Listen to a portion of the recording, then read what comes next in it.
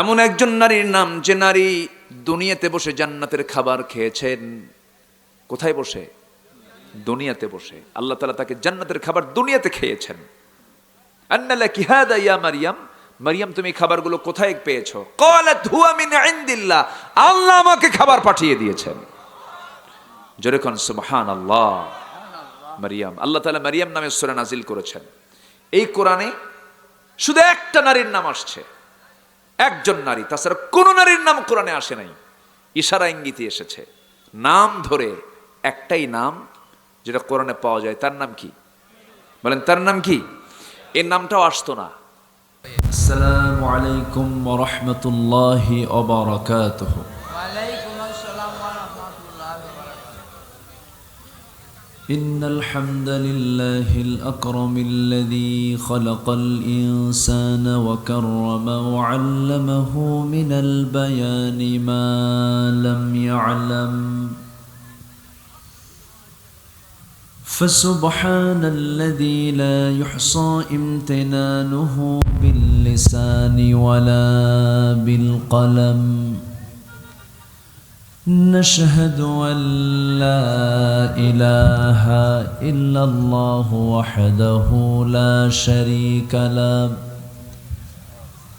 ونشهد أن سيدنا وحبيبنا ومولانا محمدا عبده ورسوله الذي أرسله بالحق بشيرا ونذيرا وداعيا إلى الله بإذنه وسراجا منيرا. فقد قال الله تعالى في كلامه المجيد وفرقانه الحميد: أعوذ بالله من الشيطان الرجيم. بسم الله الرحمن الرحيم.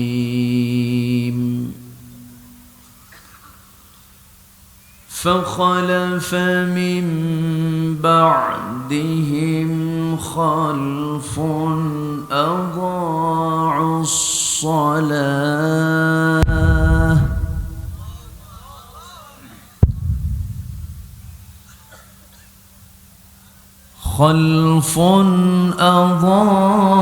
الصلاة واتبعوا الشهوات فسوف يلقون غيا.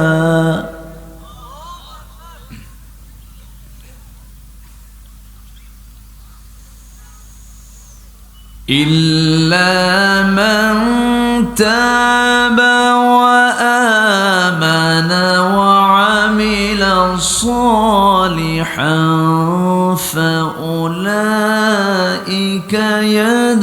يدخلون الجنة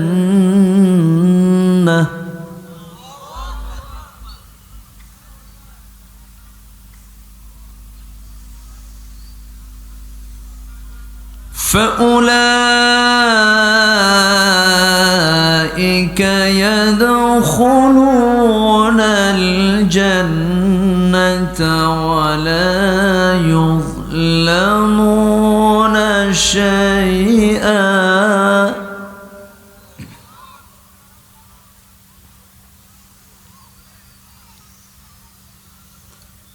جنات عدن التي وعد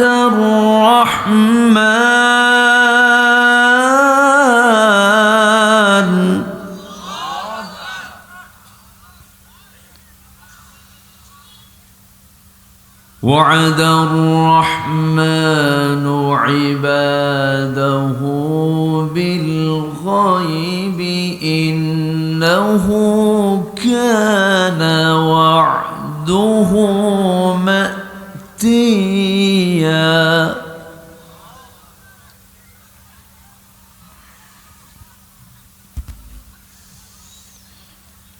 الله أكبر بسم الله الرحمن الرحيم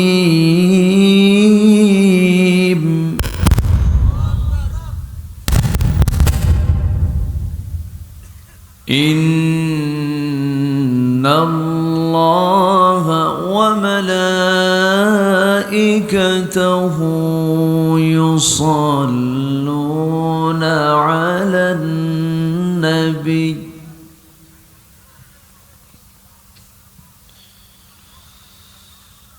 يا أيها الذين آمنوا صلوا عليه وسلموا تسليما اللهم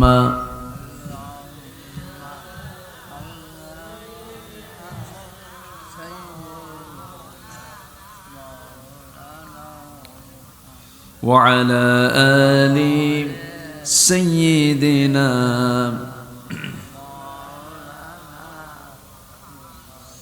সবাই বলুন বালাগাল উলা বিকামালিহি কাশাফাত তুজা বিজামালিহি হাসুনাত জামিউ খিসালিহি সাল্লু سورة يوسف بدار حكمة لقمان ما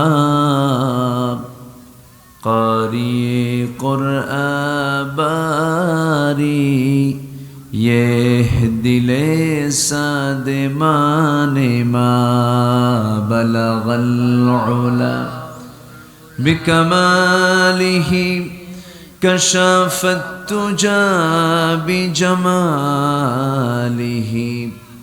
حسنت جميع خصاله صلوا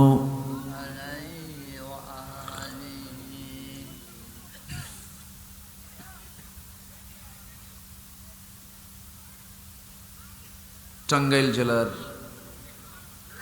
সখীপুর উপজেলার সুলতাননগর আল বারাকা ইসলামী ফাউন্ডেশন মাহফিল ইন্তজামী কমিটি কর্তৃক আয়োজিত অর্ধযোগ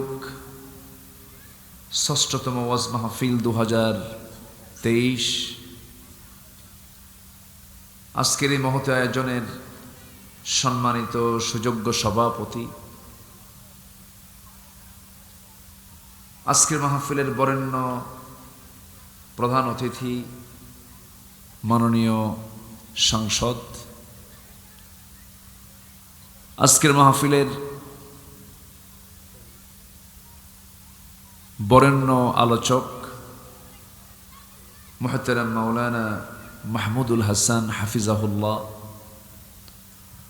উপস্থিত হাজারাত উলামায়ে কেরাম, ফদলা ইজম, সুশীল সমাজ, জাতির শ্রেষ্ঠ সন্তান শিক্ষক মণ্ডলী, জাতির বিবেক সাংবাদিক বৃন্দ, প্রশাসনের দায়িত্বে নিয়োজিত কর্মকর্তাবৃন্দ, সামনে উপস্থিত দূরে কাছের বিভিন্ন স্থান থেকে ছুটে আসা কালেমার ঝান্নাবাহী, তাওহীদের পতাকাবাহী, দ্বীন ইসলামের নরসারদুল, বীর মুজাহিদ, প্রাণপ্রিয় সম্মানিত দ্বীনি ভাইরা, আড়ালে বসে আছেন শ্রদ্ধেয়া সম্মানিতা মা বোনেরা, আলোচনার সূচনায় আনুষ্ঠানিকতার মধ্য দিয়ে আমার পক্ষ থেকে আবারও দিল খোলা সালাম, আসসালামু আলাইকুম ওয়া রাহমাতুল্লাহি ওয়া বারাকাতুহু। ওয়ালাইকুম আসসালাম ওয়া রাহমাতুল্লাহি ওয়া বারাকাতুহু। সবাই কেমন আছেন?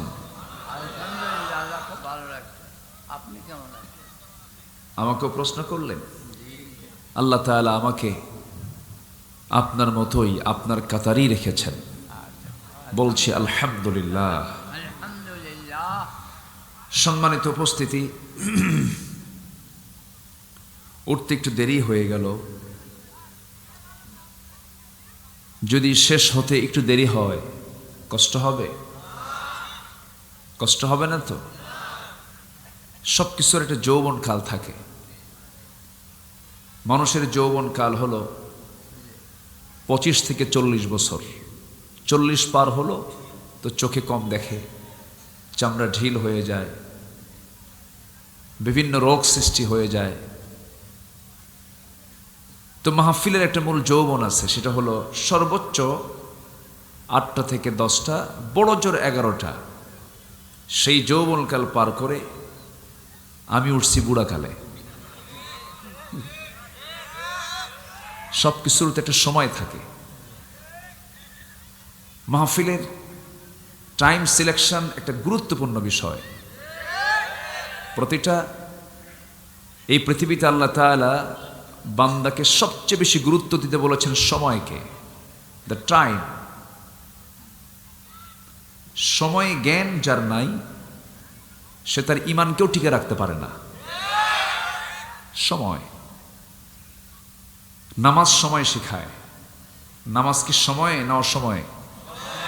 যদি কেউ ফজর নামাজ যদি সূর্য ওঠার পরে পরে ইচ্ছা করে, নামাজ হবে? ওটা কি অসময় না সময়? জোহরটা যদি আসরে পড়ে,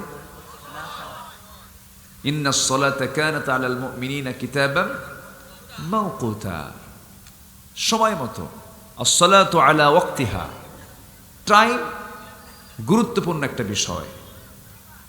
তা আমি এমন সময় উঠলাম, আমি তো টেনশনে আছি যে আপনি আমার থুয়ে চলে যাবেন কিনা। আমাকে সময় দেওয়া যাবে তো ইনশাআল্লাহ?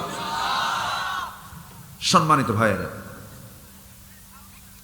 বেশ কিছু কথা আজকে আমাকে বসে শুনতে হয়েছে।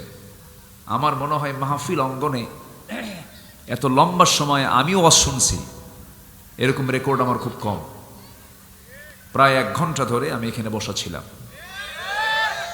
যাই হোক, আমি দেখি যৎকিঞ্চিত যতটুকু পারি কিছু কথা বলবো। ওমা তৌফিকি ইল্লা বিল্লাহ। প্রশংসা কারো করব না, প্রশংসা করব আল্লাহ। কোন ব্যক্তির প্রশংসা করতে এখানে আসেনি আমি। প্রশংসা করব কার? আল্লাহ। ব্যক্তি হেরে যায়, ব্যক্তি থাকে না। জহিরুদ্দিন মোহাম্মদ বাবর, সম্রাট হুমায়ুন, সম্রাট শাহজাহান, তারা এক সময় এদেশ শাসন করেছে, করে নাই? সে আফগান থেকে শুরু করে নিয়ে এই বাংলা, বিহার, উড়িষ্যা পর্যন্ত সব শাসন করেছে। কি দাপট ছিল! এখন যদি রাস্তার মোড়ে যদি সম্রাট বাবরকে কেউ গালি দেয়, তাকে সুস্থ বলবে না পাগল বলবে? পাগল বলবে। কি বাবররে গালি দিয়া লাভ কি? এত পাওয়ারফুল, হেরে গেছে। কেউ যায় না, তাদের কবরস্থানেও কেউ যায় না। সম্রাট হুমায়ুন, তার কবরে কেউ যায় না। কত দাপট, সব হেরে যায় এক সময়। কিন্তু যিনি হারাবেন না, যিনি ফুরবেন না, যিনি আমাকে কখনো ফেলে দিয়ে যাবেন না, তিনি একমাত্র কেবলমাত্র তিনি কে? আসতে বলবেন না, তিনি কে? আল্লাহ। আমরা ব্যক্তির পূজা করব না, আমরা ব্যক্তির অন্ধানুগত্য করব না, আমরা আনুগত্য করব কার? আল্লাহ। এই জন্য আমরা দুনিয়াতে এসেছি। আমার বন্ধুগণ, খুব লম্বা সময় আমি নেব না, তবে যতটুকুন কথা আমি বলবো কোরআন থেকেই বলার চেষ্টা করব। কোরআন কি চোরের পক্ষে কথা বলে নাকি? ডাকাতের পক্ষে কথা বলে নাকি? জনগণের টাকা যারা মেরে খায় তাদের পক্ষে কথা বলে? এদেশে তো জনগণের টাকা মেরে খাওয়ার লোক নাই, আছে? অভাব নাই। আমার দেশে মানুষ বেশি না চোর বেশি? আচ্ছা, মিথ্যা কথা সবচেয়ে বেশি বলে কারা? বলে। আমি কিন্তু বলতেছি না, আপনারাই বলতেছেন কথাগুলো। সম্মানিত ভাইয়েরা, এদেশের স্বাধীনতার স্থপতি বঙ্গবন্ধু শেখ মুজিবুর রহমান আফসোস করে বলেছিলেন, দেশ স্বাধীন করে মানুষ পায় তেলের খনি, গ্যাসের খনি, স্বর্ণের খনি, আর আমি পাইলাম চোরের খনি। সে চোর নাই তো? আসতে বলে আসে না? নাই। এ তো আমি কই নাই, নেতাই বলে গেছে, নেতাই তো বলেছেন। সব চাটার দল সব চারটা চুট্টে খাইয়া ফালায় দেয়, এটা নেতার বক্তব্য। আমরা ভালো হব, জোরে বলি ইনশাআল্লাহ। চাপা দিয়ে সব চলে না, আমাদের চরিত্রে পরিবর্তন দরকার, আছে না নাই? আমরা ভালো হতে পারিনি এখনো, আমরা ভালো হব, জোরে বলি ইনশাআল্লাহ। মসজিদ দরকার না মুসল্লি দরকার? বলেন কি দরকার? মুসল্লি দরকার। মুসল্লি কই? কোথায় মুসল্লি? এখন আমার দেশে মসজিদ বেশি না মুসল্লি বেশি? মুসল্লি কোথায়? মুসল্লি তো নাই। একটা জনসভা হয়, যে জনসভায় জোহর যায়, আসর যায়, মাগরিব যায়, এশা যায়, নামাজের কোনো আহ্বান নাই, আছে না নাই? কেন? সবার আগে শাস্তি হবে হচ্ছে নামাজের। যেখানে গেলে আমার নামাজের কোনো দায়বদ্ধতা নাই, নামাজের কোনো তাকিদ যেখানে নাই, সেই জায়গায় আমি তো যাবো না, থুতু মারবো সেই জায়গায়। আগে নামাজ, আগে কি? নামাজ। কেউ আমাকে জাহান্নাম থেকে বাঁচাতে পারবে না, কে বাঁচাবে? কি বাঁচাবে বলেন? নামাজ। সম্মানিত ভাইয়েরা, আল্লাহি, আল্লাহর কসম করে বলি, আমি কোনো দলীয় এজেন্ডা নিয়ে এখানে আসিনি, এখানে আমি কোনো দলের কথাও বলতে আসিনি। ভয় পাবেন না কেউ যে আমি কোনো দলের যে আহ্বান করছি তা না। তবে আমার একটা দল আছে, সেটা হলো আল্লাহর দল। কার দল? আল্লাহর দল। কত কৌশল করব আমরা, আল্লাহ তো কৌশল বোঝে না বান্দার, নাকি বোঝে না? বোঝে না? ও মাকারু ওয়া মাকার আল্লাহ। কত কৌশল করবা তুমি, সব প্যাঁচ যা দাও, আমি আল্লাহ তার সাথে বেশি প্যাঁচ বুঝি। আল্লাহ বোঝেন না? এই দুনিয়া থাকার জায়গা নয়, এই দুনিয়ার হার জিত বড় হার জিত নয়। ইয়াউমুত তাগাবুন, যেদিন আল্লাহ রাব্বুল আলামিন হাসরের ময়দানে সব বান্দাগুলোকে এক করবেন, সেদিন হলো হার জিতের মূল দিন। সেদিন যে বান্দা হেরে যাবে তার চাইতে বড় পরাজিত আর কেউ না। যে সেদিন যে বান্দা বিজয়ী হয়ে যাবে তার চাইতে বড় বিজয়ী আর কেউ হবে না। আমার বন্ধুগণ, আমরা সেই বিচার দিবসের দিন হারতে চাই না জিততে চাই, হারতে চাই না জিততে চাই। দুনিয়াতে হেরে গেলে কোনো আসে যায় না, দুনিয়াতে কষ্ট পেলে কোনো আসে যায় না। এই দুনিয়া তো আমার চিরস্থায়ী জায়গা নয়।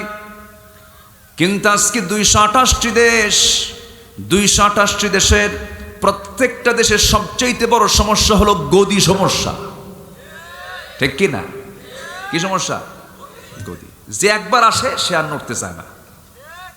আসতে কোন কেন, জোরে কোন, ঠিক কি না? আমার বন্ধুগণ, নিজের স্বার্থ সিদ্ধির জন্য রাতকে দিন, দিনকে রাত করা যাবে না। সবার আগে দেখতে হবে কার হুকুম। আসতে বলবেন না, কার হুকুম? আমার বন্ধুগণ, আমার রাসূল তো দেশ চালিয়েছেন, সমাজ চালিয়েছেন, সাহাবায়ে কেরাম দেশ চালিয়েছেন, সমাজ চালিয়েছেন, রাষ্ট্র চালিয়েছেন। আমার নবীজি ইমাম ছিলেন, আবার রাষ্ট্রনায়ক ছিলেন। সাইয়েদনা ওমর ফারুকের মতো মানুষ শাসকও ছিলেন, ইমামও ছিলেন। এমন দৃশ্য কি আজকে আছে? আসতে বলে আছে? আপনি নেতা, আপনি ইসলাম কেন জানবেন না? আপনি লিডার, আপনি মুসলমান, সবার আগে আপনাকে ইসলাম জানতে হবে। যে নেতৃত্বে ইসলাম নাই, যে নেতৃত্বে ইসলামিক নলেজ নাই, সেই নেতৃত্ব মানা যাবে না। ইসলাম আগে। কি আগে বলেন তো? কি আগে? ইসলাম আগে। ইসলামটা জানতে হবে আগে। সম্মানিত ভাইয়েরা, কেউ আমার শত্রু না, সবাই আমার বন্ধু। আমার দুটো চোখ, আপনার দুটো চোখ, সবার এসেনশিয়াল সবকিছু আল্লাহ তাআলা সমান করে দিয়েছেন। আল্লাহ বলছেন, বান্দা আমি তোর সামনে সব ক্লিয়ার করলাম, এটা জান্নাত, এটা জাহান্নাম, তুই ভালো করে আমল কর, আমার কাছে আয়, আমি তোকে জান্নাত দিয়ে দেব। সুবহানাল্লাহ। শর্ত হলো হুকুম মানতে হবে কার? আল্লাহ এক জায়গায় না সব জায়গায়? সব জানে। নিজের ইচ্ছায় না আল্লাহর ইচ্ছায়? আল্লাহর ইচ্ছায়, আল্লাহর নির্দেশনা অনুযায়ী মানতে হবে। আপনার মতো করে আপনি মর্জি মতো খাটো করবেন, এটা এখান থেকে নেবেন, ওখান থেকে নেবেন, এটা নিয়ে ইসলাম মানলে হবে না। ইসলাম মানতে হবে আল্লাহর নিয়ম মতো। কার নিয়ম মতো? আল্লাহর নিয়ম।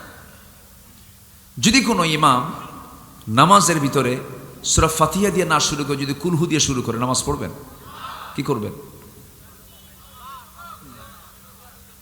লোকমা দিবেন, কি বলবেন? আল্লাহু আকবার। কুলহু দিয়ে শুরু করলে নামাজ হবে না তো। ওটা সূরা ঠিক, কুলহু চিনেন তো নাকি? না সূরা ইখলাস চিনেন? কুলহু যার নাম, ইখলাসও তার নাম। কুলহু এই জন্য কইলাম, অনেকে ইখলাস চেনে না, অনেকে আলহামদু পারে কিন্তু সূরা ফাতিহা পারে না। আছে না? নাই? নামে না। আমার বন্ধুগণ, যদি কোন ইমাম নামাজের ভিতরে কন্ডিশন হলো নামাজ কবুল হতে হলে প্রথমে সূরা ফাতিহা দিয়ে শুরু করতে হবে। লা সালাতা ইল্লা বিফাতিহাতিল কিতাব, নামাজ দিয়ে শুরু, সূরা ফাতিহা দিয়ে শুরু করতে হবে নামাজ।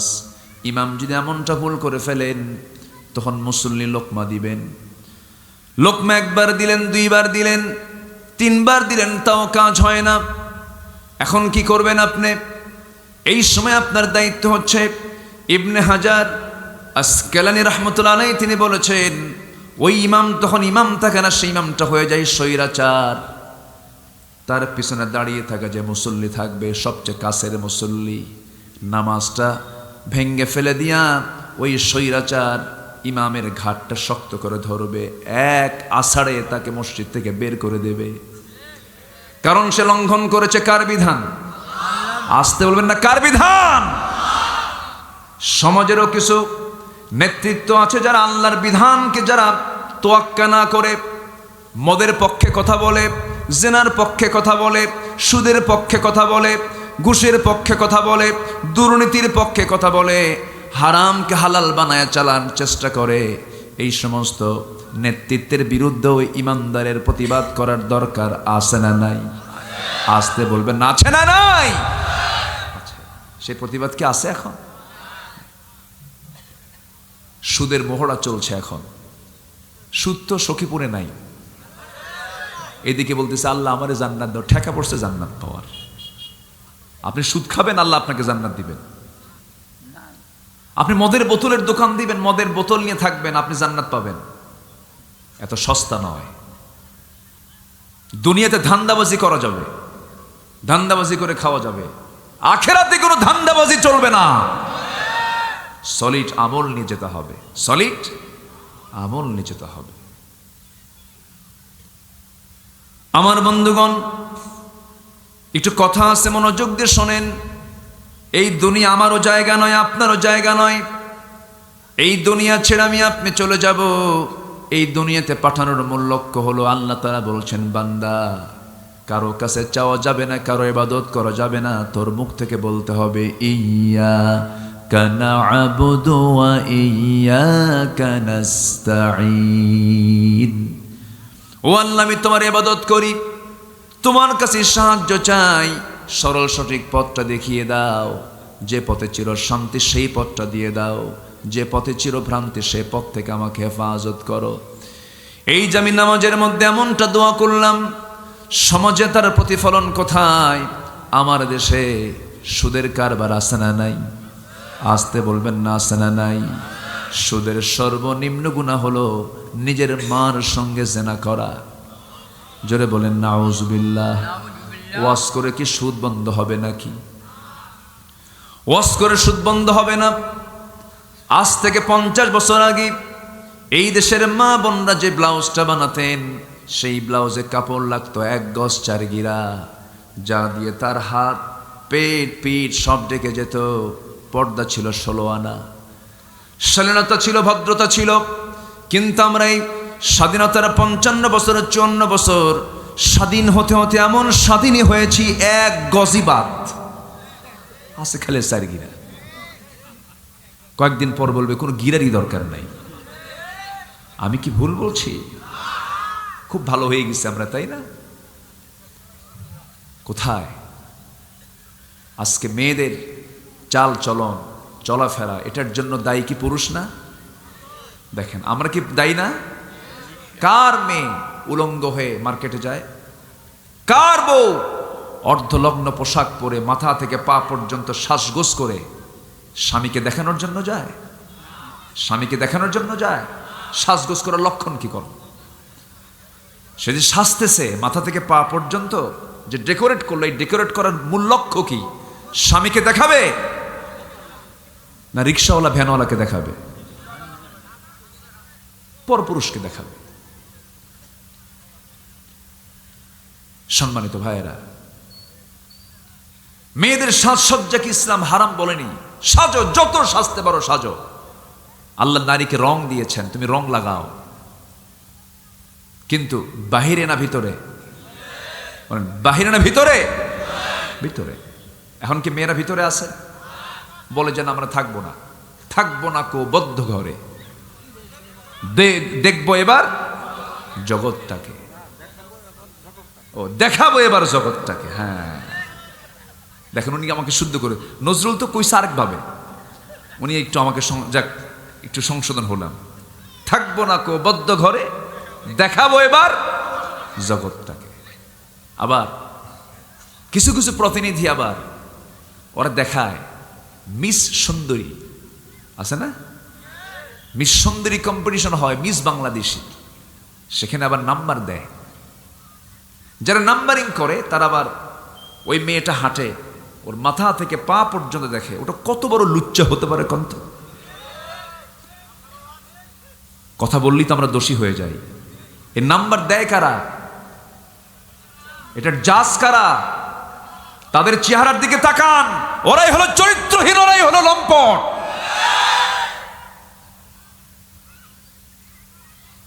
মদের বোতল কি আলেমরা নিয়ে থাকে? মদের বোতল কারা খায়? কারা খায়? আমার দিকে তাকান। মন খারাপ করছেন নাকি আপনারা? আমরা ভালো হব, জোরে বলি ইনশাআল্লাহ, জোরে বলি ইনশাআল্লাহ। মসজিদ বেশি হওয়া দরকার না মুসল্লি বেশি হওয়া দরকার? মুসল্লি। আমার নবীর মসজিদ ছিল পাকা না কাঁচা? আর মুসল্লি ছিল পাকা। আর এখন মসজিদ হলো আর মুসল্লি কাঁচা। কি নাই তো? মুসল্লি তো নাই। কোথায় মুসল্লি? কষ্ট পাচ্ছেন? আমি যতক্ষণ আছি সবাইকে আমাকে সময় দেবেন ফজর আজান দেওয়া পর্যন্ত। এত সুন্দর মানুষ আপনারা, বলি আলহামদুলিল্লাহ। তাহলে মেয়েদের কি ঢাকার দরকার আছে না নাই? আমি একটা সূরা থেকে তেলাওয়াত, সেই সূরার নাম হলো মারিয়াম। সূরার নাম কি? মার্কেটে মার্কেটে ঘুরতেন মারিয়াম, মার্কেটে মার্কেটে ঘুরতেন।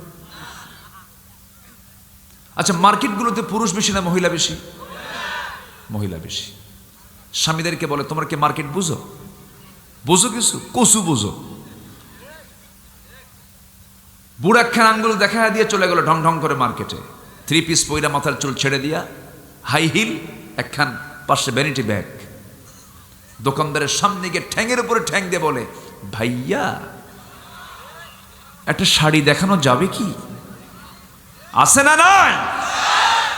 দোকানদারের তো মাথা গরম। দোকানদার শাড়ি একখান বের করে নিজের গায়ে লটকা দিয়ে বলে, আপা আপনাকে কিন্তু দারুণ মানাবে। দেখছেন? মানে এমন সুন্দর করে বাংলা কয় মনে হয় ওহী নাজিল হচ্ছে। এরকম বদমাইশ আছে না নাই? এগুলো কি ওয়াজ করে বন্ধ হবে? এগুলোর জন্য দরকার হলো কিসের বিধান? বলেন কিসের বিধান? কোরআনের বিধান। কিন্তু বিধান নিয়ে যখন কথা বলি তখন বলে, হুজুর আপনি রাজনীতি করেন কেন? ইসলামের রাজনীতি আছে না নাই? যে বলবে রাজনীতি নাই, ও কি ইসলামকে পরিপূর্ণ মানে? ওর ইমান আছে না গেছে? ইমান গেছে তার। আমার বন্ধুগণ, একটু মনোযোগ দিয়ে শোনার চেষ্টা করুন। আমি আপনার বিবেককে নাড়া দেওয়ার জন্য কথা বলছি। আমি কাউকে কটাক্ষ করে কোনো কিছু বলতে আসি নাই।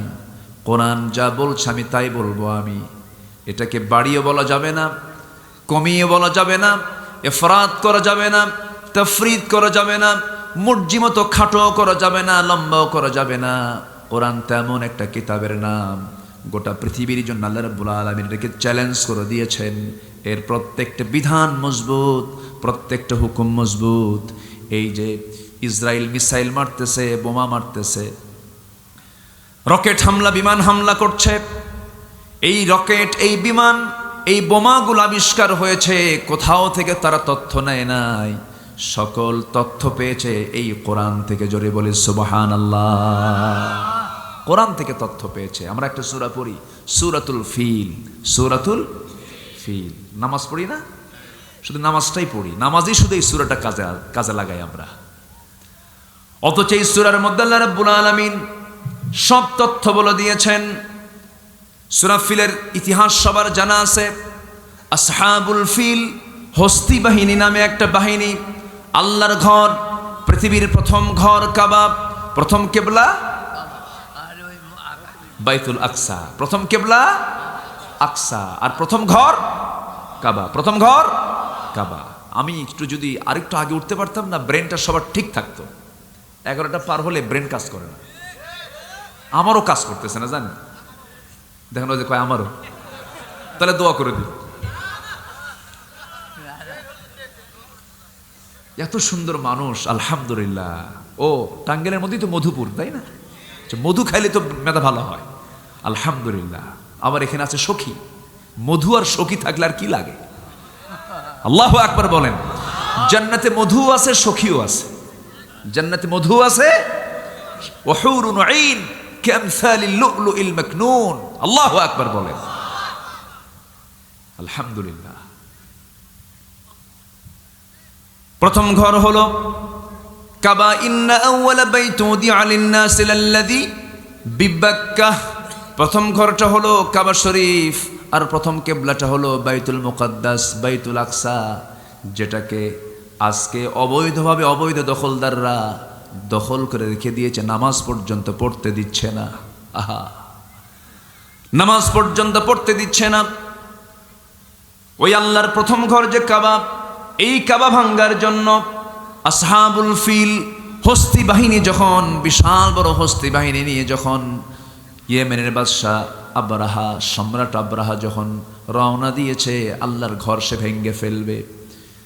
আব্দুল মুত্তালিব, নবীর আপন নিজের দাদা আব্দুল মুত্তালিব, তার কাছে এসে বলতেছে, ও আব্দুল মুত্তালিব, তোমাদের ঘর আমরা ভাঙতে আসতেছি। তিনি বলছেন, ঘর তো আমাদের না, তোমরা যে ঘর ভাঙ্গার ইচ্ছা করছো সেই ঘরের মালিক হচ্ছেন আরশের মালিক আল্লাহ তাআলা। একটা হুমকি দিলেন, আমাদের ঘর না এটা, ঘরটা কার? আল্লাহ। আসতে বলবেন না, ঘরটা কার? আল্লাহ। তাহলে তোমরা কি করবা বলো? তোমরা কি প্রস্তুতি নিচ্ছ বলো? আব্দুল মুত্তালিব বলছেন, যার ঘর তিনি হেফাজত করবেন, ওই ঘর তোমরা ভাঙতে আসতেছো, এই ব্যাপারে আমার কোনো টেনশন নাই। কারণ কাবা ঘর যার, হেফাজত করার দায়িত্ব তার। আমাদের সেই সমর্থ নাই, আমরা কিছু করতে পারবো না। তবে আমার টেনশন হলো, আমার কিছু উট তোমরা অপহরণ করে নিয়ে গেছো, উটগুলো ফেরত দাও। হস্তি বাহিনীর লোকজন হাসি দিয়ে বলে, এটা পাগল নাকি? অস্তিত্ব বিলীন হয়ে যাচ্ছে, উট নিয়ে সে ব্যস্ত হয়ে পড়ছে। আমার হলো উটের টেনশন, আমি হলাম উটের মালিক, কাবার মালিক তো আমি নই। এই কথা শুনে তারা হাসতেছে। এইদিকে আব্দুল মুত্তালিব, নবীর আপন দাদা, নিজে গিয়ে কাবার গিলাফটা ধরে চোখের পানি ফেলে দিয়ে বলছে, কাবার মালিক আল্লাহ, আমাদের সেই ম্যান পাওয়ার নাই, সে অস্ত্র শস্ত্র নাই, আব্রাহাকে মোকাবেলা করবে এমন কোন শক্তি সামর্থ্য আমাদের নাই। ও আল্লাহ, ও কাবার মালিক, তুমি তোমার ঘরটা তুমি নিজে হেফাজত করো। আল্লাহ দোয়াটা কবুল করে নিয়েছেন। আল্লাহ তার রাসূলকে জানিয়ে দিচ্ছেন, রাসূল আপনি কি লক্ষ্য করেছেন? আলাম তারা কাইফা ফাআলা রাব্বুকা بأصحاب الفيل ألم يجعل كيدهم في تضليل وأرسل عليهم طيرا أبابيل ترميهم بحجارة من سجيل فجعلهم كعصف مأكول জোরে বলুন আল্লাহু আকবার।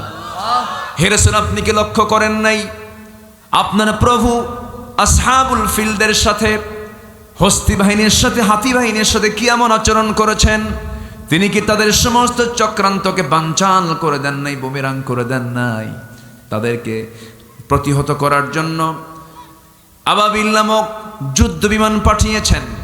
বিমানের নাম কি? আরো জোরে। ও যে উঠে যাচ্ছে, যে সমস্যা কি? আমি কি শেষ করে দেব? আপনি যদি উঠেন আমি তো আলোচনা হারিয়ে ফেলবো। খুব যদি প্রয়োজন হয় আমাকে যদি বন্ধু মনে করেন, আর যদি মনে করেন যে এই জায়গাটা বরকতের জায়গা, রহমতের জায়গা, এবং এই ফুল বাগানের আপনি একটা ফুল, আপনি উঠে যাওয়া মানে ফুল কি বেড়ে যাওয়া না কমে যাওয়া? সৌন্দর্য নষ্ট হয়ে যাওয়া। আপনি যাবেন না। আমি আছি যতক্ষণ, আপনি থাকবেন তো ততক্ষণ। জোরে বলি ইনশাআল্লাহ। আমার এতক্ষণ আলোচনা শেষ হয়ে যেত, প্রায় অনেকক্ষণ আগে আসছে। যাই হোক, জনপ্রতিনিধিরা তারা কথা বলবেন, তাদের কিছু ডিমান্ড, তাদের কিছু চাওয়া পাওয়া, এবং তাদের কাছেও কিছু চাওয়া পাওয়া থেকে যায়।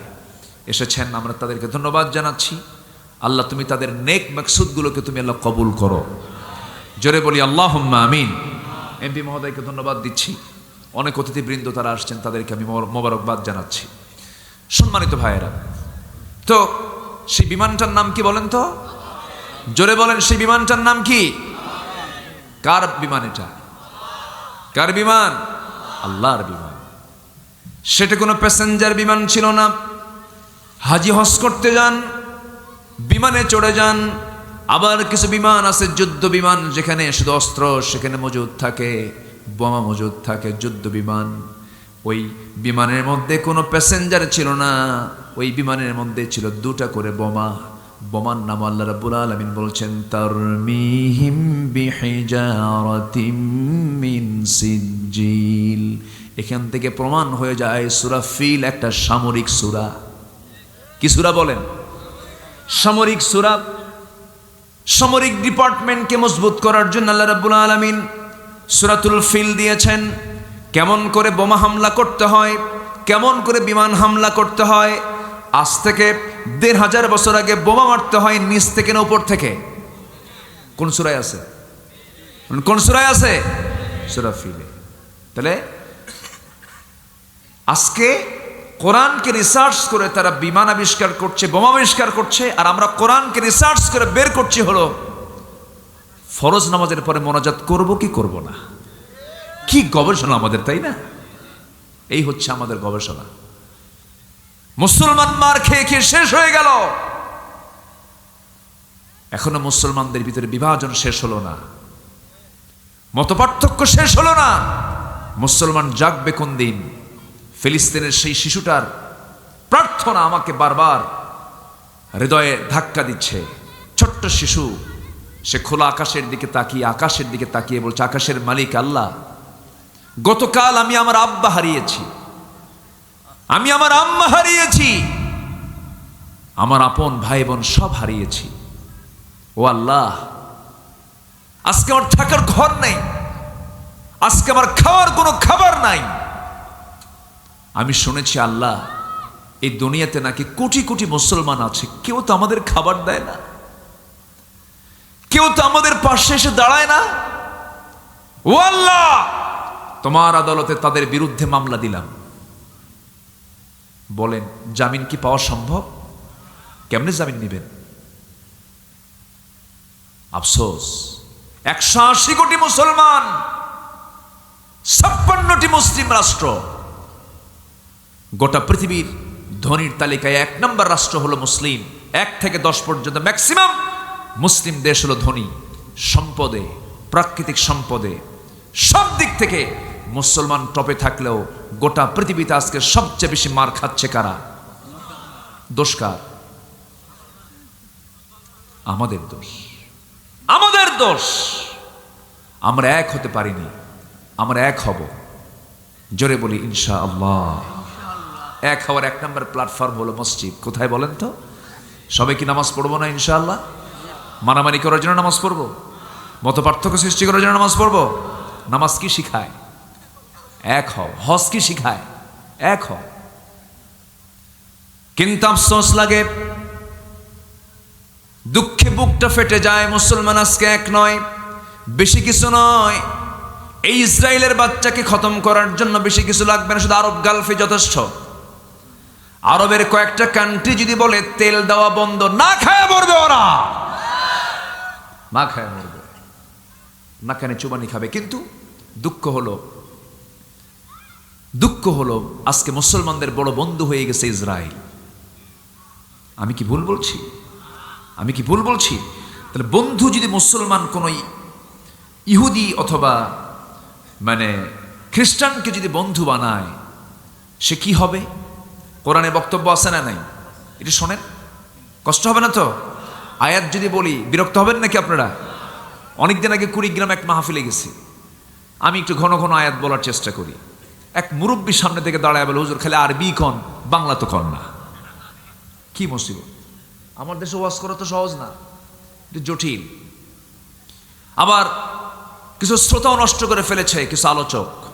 2 ঘন্টা বক্তৃতা, একটা আয়াতও কয় না, হাদিসও কয় না। আছে না নাই?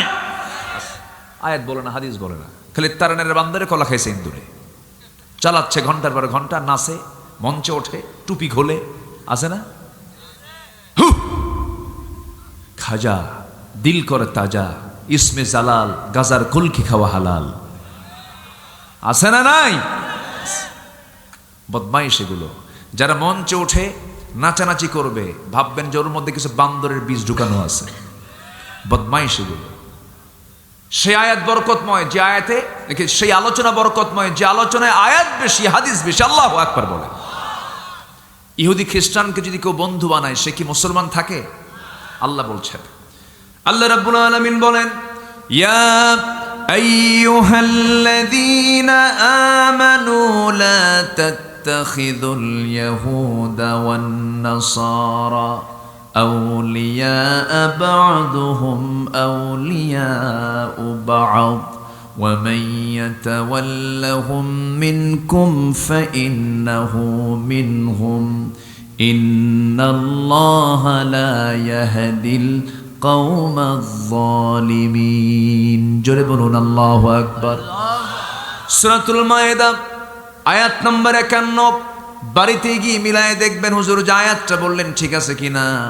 সূরাতুল মায়েদা আয়াত নম্বর 51 আল্লাহ রাব্বুল আলামিন বলছেন, ও ঈমানদারেরা, তোমরা ইহুদি খ্রিস্টানকে তোমাদের বন্ধু বানায়ো না। যদি বন্ধু বানাও তোমরা তাদের মতোই হয়ে যাবে। কার কথা? তোমরা তাদের মতোই হয়ে যাবে, তোমাদের জান্নাত জুটবে না। আজকে বন্ধু তো বানাইছে, শুধু বন্ধু বানায় নাই, বিয়ে পর্যন্ত করে। আবার বিয়ের শর্ত হলো মুসলিম হতে হবে, মুসলমান হওয়া লাগে না। ও ওরটা পালন করে, এরটা পালন করে, আর বলে লাকুম দীনুকুম ওয়ালিয়া দিন, তোমার দিন তোমার, আমার দিন আমার। কি বড় মুফতি সাহেব দেখেন, আছে না নাই? কষ্ট পাচ্ছেন? এটা বিয়ে হবে না জেনা হবে?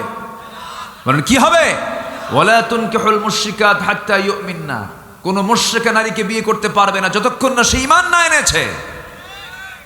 আপনি যদি অন্য ধর্মের কাউকে বিয়ে করেন, তাকে যদি আপনি মুসলিম বানাতে পারেন, সে যদি মুসলিম হয়, মোস্ট ওয়েলকাম, কোনো আপত্তি নেই।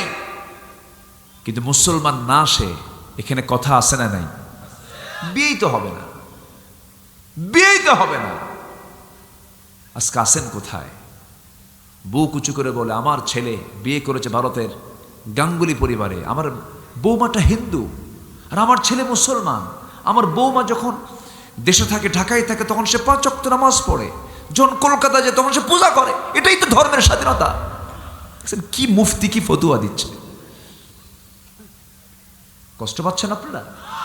কষ্ট পাচ্ছেন? আমি কোনো ধর্মকে কটাক্ষ করছি না, হিন্দু ভাইয়েরা আমার প্রিয়, সমস্যা নেই। তারা তাদের ধর্ম পালন করবেন, তারা আমার প্রতিবেশী হবেন, আমি তাদের পাশে দাঁড়াবো, তাদের বিপদে আমরা দাঁড়াবো, তাদের মন্দিরকে আমরা পাহারা দেব। কিন্তু এর মানে আমার মুখ থেকে অন্য ধর্মের কোনো প্রশংসা বের করা যাবে না। আমার মুখে প্রশংসা থাকবে ইসলামের। কিসের প্রশংসা? ইসলামের। মা দুর্গা গজে চড়ুক আর ঘোড়ায় চড়ুক, আমার বলার দরকার নেই। আসতে কোন কেন?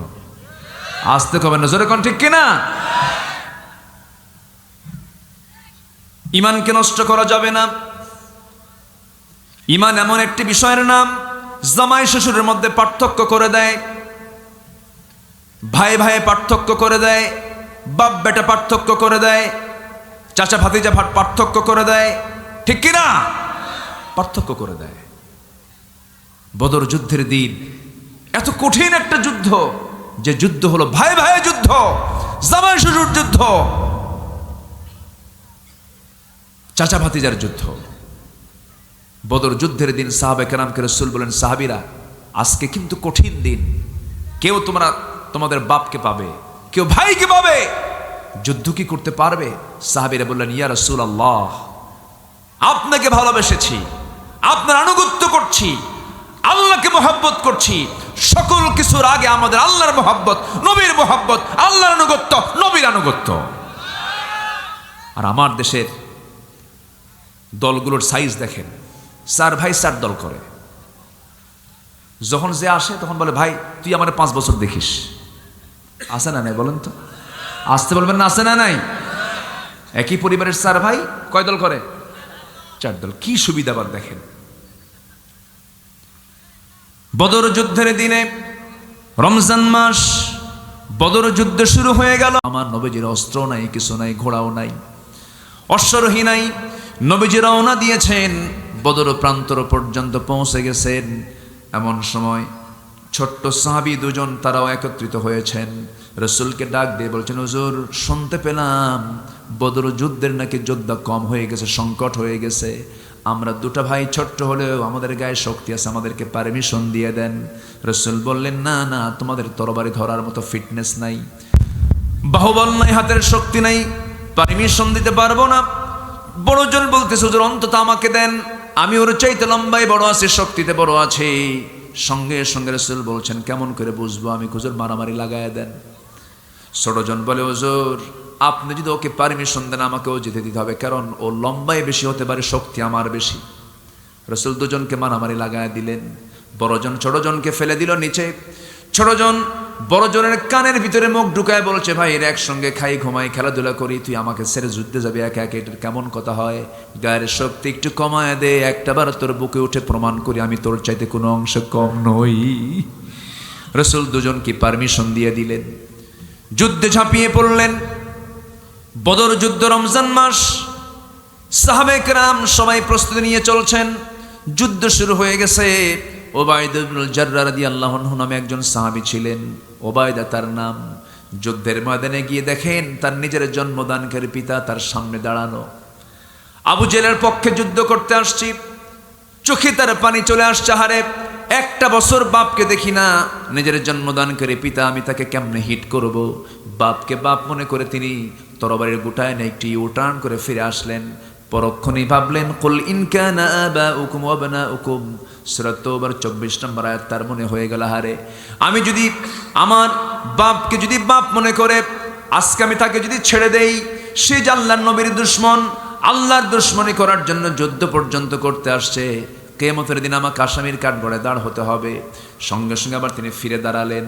সামনে গিয়া শৌর্য বীর্যের পরিচয় দিয়া বাপকে বাপ না মনে করে, শিরকের প্রতীক মনে করে তরবারি তার গর্দান বরাবর হাঁকায়া দিলেন, নিজের বাবার গর্দান উড়াইয়া দিলেন।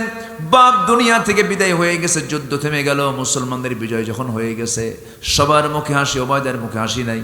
রাসূল বলছেন, সাহাবী আমার ওবায়দার মুখে হাসি নাই কেন? কি হয়েছে হুজুর? ওবায়দার বাপ আজকে যুদ্ধে মারা গেছে। রাসূল বললেন, আমার প্রিয় সাহাবীর বাপকে তোমরা কারা মেরেছ হুজুর? কেউ মারে না, ওবায়দা নিজেই তার বাপকে দুনিয়া থেকে বিদায় করে দিয়েছে। আমার নবীজি হাত 2খানা গায়ে দিয়ে বলছে, ওবায়দা আমার বুকের কাছে আয়। বুকের সঙ্গে জড়িয়ে ধরে বলছেন, ওবায়দারে আজকে তুমি যে কাজটা করেছো, আল্লাহর জান্নাত তোমার জন্য ওয়াজিব হয়ে গেছে। জোরে কোন সুবহানাল্লাহ। এটার নাম ঈমান। এটার নাম কি? ঈমান।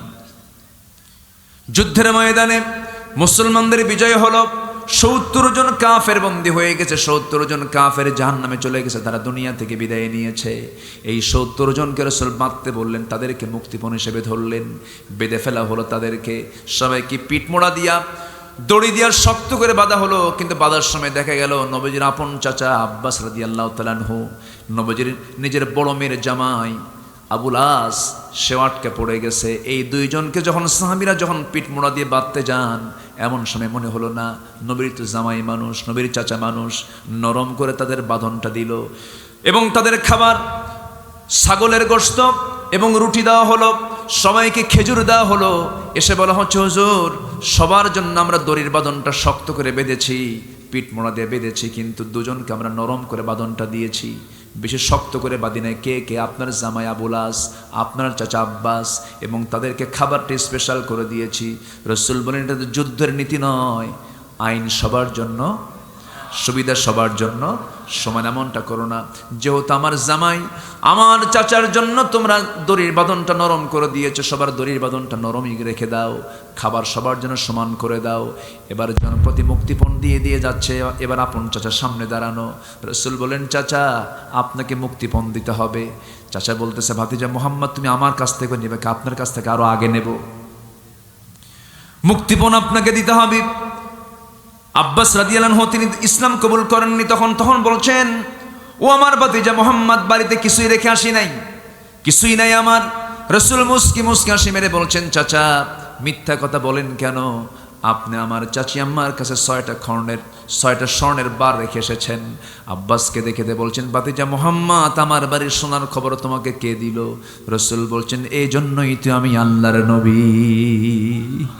আব্বাসের বুঝতে দেরি হলো না, সঙ্গে সঙ্গে হাত আগায় দিয়ে বলছে, আশহাদু আল্লা ইলাহা ইল্লাল্লাহু ওয়াহদাহু লা শারীকা লাহু ওয়া আশহাদু আন্না মুহাম্মাদান আবদুহু ওয়া রাসূলুহু। হেদায়েতের মালিক কে? এবার নিজের আপন জামাই আবুল আস সামনে দাঁড়ালেন, বললেন, জামাই আবুল আস তোমাকে মুক্তিপণ দিতে হবে, দেব। মক্কায় খবর দিয়েছে আমার নবীর বড় মেয়ে স্বামীর মুক্তির জন্য একটা প্যাকেট পাঠায়া দিয়েছেন। সেই প্যাকেটটা নবীর কাছে যখন চলে এলো, প্যাকেটটা খুলেই দেখেন সুন্দর একটা গলার হার। সুন্দর গলার হার দেখে নবীজি আবেগটাকে ধরতে পারলেন না, ধরে রাখতে পারলেন না, কেঁদে ফেললেন। নবীজির কান্না দেখি সাহাবীরা কি কান্না থামাতে পারে নাকি? সাহাবীরাও কান্দে, নবীও কান্দেন। রাসূল বলছেন, সাহাবীরা আমার কান্নার কারণ তোমরা হয়তো টের পাও নাই, আমি এই যে গলার হারটা দেখে দেখে কাঁদতেছি, আল্লাহর কসম গলার হারের লোভের জন্য আমি কাঁদি না, আমি কাঁদতেছি। এই গলার হারটা আমার প্রাণ প্রিয় খাদিজা তার বড় মেয়ের বিয়ের সময় সে তার নিজের গলার হারটা তাকে উপহার দিয়েছিল, আমার খাদিজার কথা মনে হয়ে গেছে, এই জন্য আমি কাঁদতেছি। এই কথা শোনার সঙ্গে সঙ্গে সাহাবীরা কেঁদে ফেলে দিয়ে বলছে, ইয়া রাসূলুল্লাহ, যে গলার হারের সঙ্গে আপনার জীবনের স্মৃতি রয়েছে, খাদিজার স্মৃতি রয়েছে, সেই গলার হারটা আমরা নেব না। রাসূল বলেন, ঠিক আছে তোমরা তাই করো। তাই যদি হয় আবুল আস, তোমার কাছ থেকে আমি কোনো মুক্তিপণ নিলাম না, তবে শর্ত হলো আয়াত নাজিল হয়ে গেছে, মুশরিকের ঘরে কোনো ইমানদার নারী থাকতে পারে না। তুমি মক্কা যেয়ে তোমার মুক্তিপণ হলো, মক্কায় গিয়ে তোমার দায়িত্ব হবে আমার মেয়েকে আমার ঘরে তুমি পাঠায়া দিবা। সেই স্বামী গ্রহণ করা যাবে না যে স্বামীর কোনো ঈমান নাই। ইসলাম এমন একটি বিধানের নাম, যেই ইমান ইসলাম বিধানটা মানতে গেলে স্বামীর সঙ্গে সম্পর্ক কাট হয়ে যায়, ঠিক কিনা? এটা হচ্ছে ইমান, এটা হচ্ছে ইসলাম। আমার ভাইয়েরা, কথার তো কোনো থা নাই, কথা বিভিন্ন দিকে বিভিন্ন ডালে চলে যাবে, ডালে ডালে চলে যাবে, মূল জায়গায় চলে আসছি। কোন সূরা থেকে কথা বলতে শুরু করেছি? কোন সূরা বলেন? মারিয়াম এমন একজন নারীর নাম যে নারী দুনিয়াতে বসে জান্নাতের খাবার খেয়েছেন। কোথায় বসে? দুনিয়াতে বসে। আল্লাহ তাআলা তাকে জান্নাতের খাবার দুনিয়াতে খেয়েছেন। আন্না লাকি হাদা ইয়া মারিয়াম, মারিয়াম তুমি খাবারগুলো কোথায় পেয়েছো? ক্বালাত হুয়া মিন ইনদিল্লাহ, আল্লাহ আমাকে খাবার পাঠিয়ে দিয়েছেন। জোরে কোন সুবহানাল্লাহ। মারিয়াম, আল্লাহ তাআলা মারিয়াম নামে সূরা নাজিল করেছেন। এই কোরআনে শুধু একটা নারীর নাম আসছে, একজন নারী, তাছাড়া কোন নারীর নাম কোরআনে আসে নাই। ইশারা ইঙ্গিতে এসেছে, নাম ধরে একটাই নাম যেটা কোরআনে পাওয়া যায়, তার নাম কি? বলেন, তার নাম কি? এই নামটাও আসতো না, কিন্তু আল্লাহ তাআলা এনেছেন কেন? তার সন্তান ছিলেন যিনি, যার বাবা ছিল না এবং মারিয়ামের কোনো স্বামী ছিলেন না, তিনি কে? তার সন্তানটার নাম কি বলেন? ঈসা আলাইহিস সালাতু ওয়াস সালাম। এখন ঈসার পরিচয়টা কেমনে হবে? ঈসা ইবনু মারিয়াম, ঈসা ইবনু মারিয়াম। এই জন্য আল্লাহ তাআলা মারিয়ামকে টেনেছেন। তাছাড়া খাদিজার কথা বলেন, আসিয়ার কথা বলেন, এরপর নবীদের আরো স্ত্রী ছিল তাদের কথা বলেন, আল্লাহ কারো নাম কোরআনে উল্লেখ করেন না। আয়েশার কথা বলেন, তার শানে আয়াত নাজিল হয়েছে কিন্তু তাদের নাম সরাসরি আসে নাই। একজন শুধু সাহাবীর নাম আসছে, একজন সাহাবী। একটু জেনে নেন, যেহেতু কথা বলতেছি একটু আমরা শুনে নেই। একজন সাহাবীর নাম গোটা কোরআনে শুধু খুঁজে পাওয়া যায়, সেটা হলো আমার নবীর পালক পুত্র কে? যায়েদ। ফাকালা যাইদুম মিনহা। আল্লাহ তাআলা যায়েদের নামটা কোরআনে শুধু কোট করেছেন, তাছাড়া কোন সাহাবীর নামও সরাসরি উল্লেখ নাই। তো মারিয়াম আলাইহিস সালাতু ওয়াস সালামকে আল্লাহ তাআলা অনেক সম্মান দিয়েছেন। আমার মা যারা মাহফিল আসছেন, আল্লাহ তাআলা প্রত্যেক মাকে মারিয়ামের গুণে গুণান্বিত হওয়ার তৌফিক দান করুন। মারিয়াম বিনতে ইমরান আলাইহিস সালাতু ওয়াস সালামের এক নম্বর গুণ ছিল তিনি ছিলেন ধৈর্যের পিরামিড। ধৈর্যের পিরামিড। গালি শুনেছেন, সহ্য করেছেন। যে গালি সহ্য করতে পারে তার জন্য জান্নাত। যেরকম সুবহানাল্লাহ। মারিয়াম ছিলেন ধৈর্যের পিরামিড। আল্লাহ তাআলা এলাকার মা বোনদেরকে আল্লাহ তাআলা মারিয়ামের সঙ্গে কবুল করুন। জোরে বলি আল্লাহুম্মা আমিন। মায়েরা কি আছে মাহফিলে? আসে নিশ্চয়। হ্যাঁ, আসে মায়েরা আছে মাহফিলে? বলি আলহামদুলিল্লাহ। জোরে বলি আলহামদুলিল্লাহ। আপনাদের কারো কষ্ট হচ্ছে না তো? কারো কোনো কষ্ট নাই তো? বলি আলহামদুলিল্লাহ। আচ্ছা, সেই সূরা মারিয়ামের আমি এই 19 নম্বর সূরা 59, 60 এবং 61 এই তিনটা আয়াত আমি তেলাওয়াত করেছি।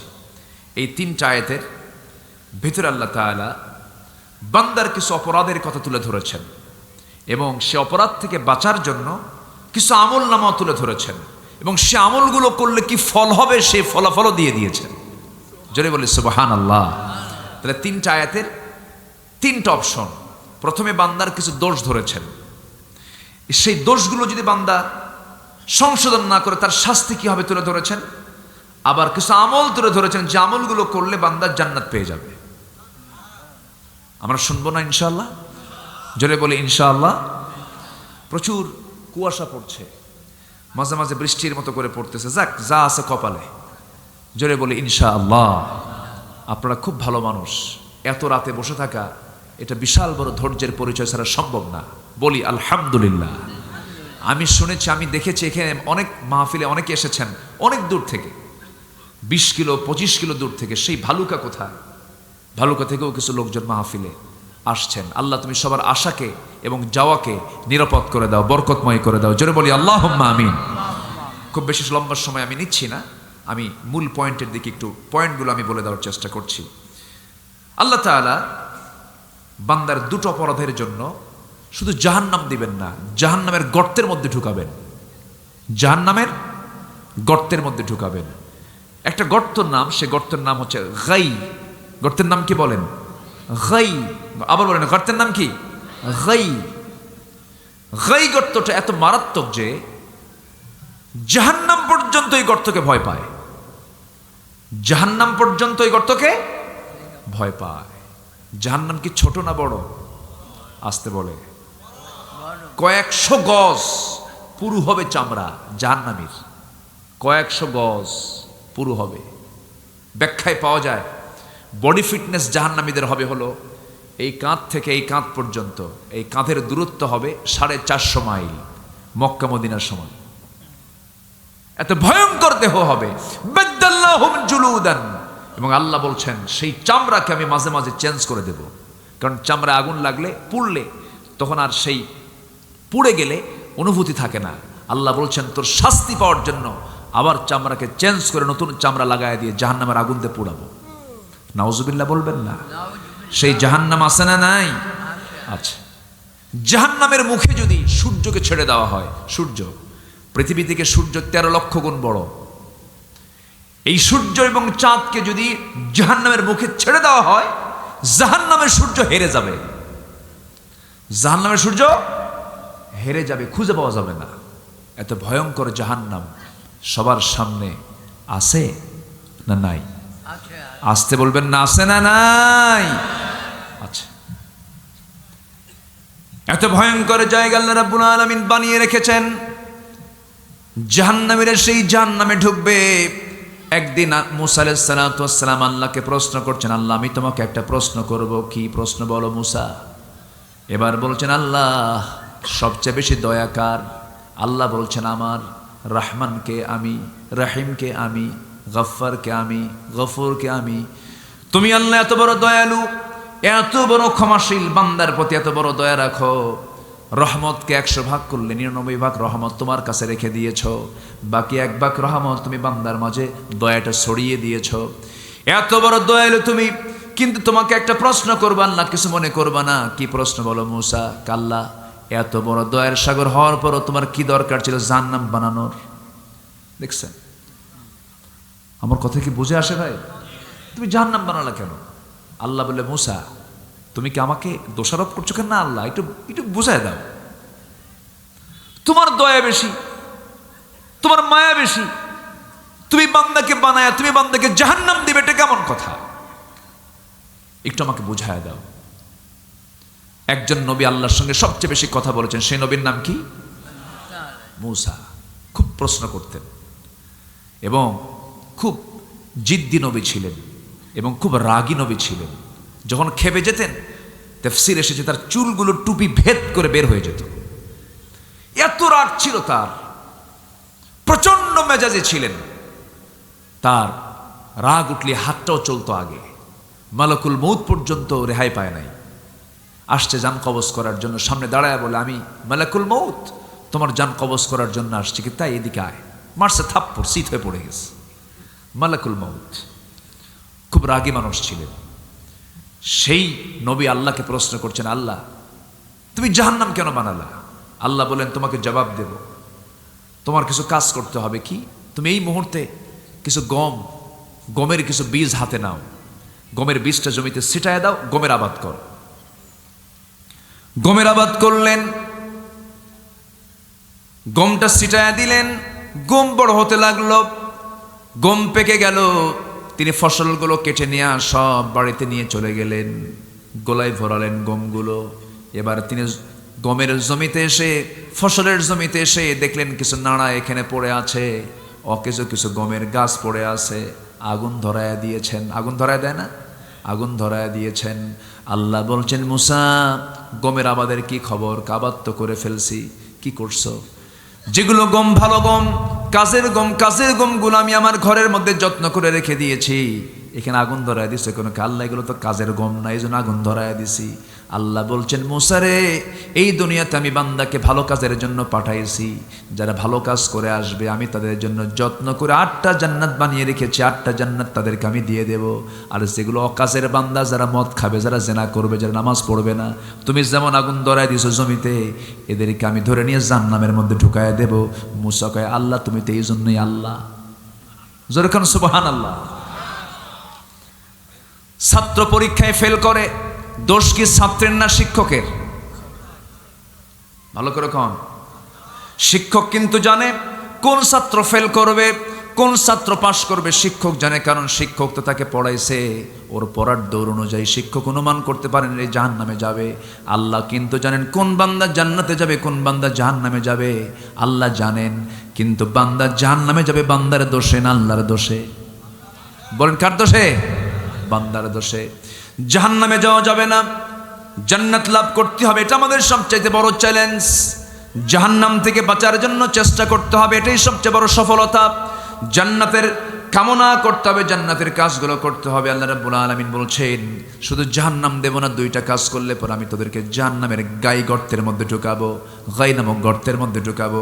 তাফসীরে কুরতুবীর মধ্যে আসছে, আরো 6টা অপরাধ যারা করবে আমি তাদেরকে শুদ্ধ ওই গাই নামক গর্তের মধ্যে ঢুকাবো। মহান রাব্বুল আলামিন সূরা মারইয়ামের 59 নম্বর আয়াতে বলছেন, ফাখালাফা মিন বা'দিহিম খালফুন আদাউস সালাতা ওয়াত্তাবাউশ শাহাওয়াতি ফাসাউফা ইয়ালকাউনা গাইয়া। আল্লাহ বলছেন যে সমস্ত বান্দা নামাজকে নষ্ট করবে, নামাজ যারা ছেড়ে দেবে, আজান হয়ে গেছে মসজিদে যাবে না, আজান হয়ে গেছে নামাজে দাঁড়াবে না, অথবা নামাজে দাঁড়ায়া নামাজকে নষ্ট করে ফেলে, এমন নামাজিও আছে না নাই? আসতে বলবেন না, আছে না নাই? রুকু সেজদা একসঙ্গে মারে, রুকুতে সে ভাবে এই পাড়ায় যখন আসছে খামাখা দাঁড়ানোর কি দরকার, রুকু থেকেই সেজদা মারে, আর উঠে না, আছে না? নামাজ যারা নষ্ট করবে, নামাজকে যারা ভঙ্গ করবে, নামাজকে যারা বাদ দেবে, নামাজকে যারা অবহেলা করবে।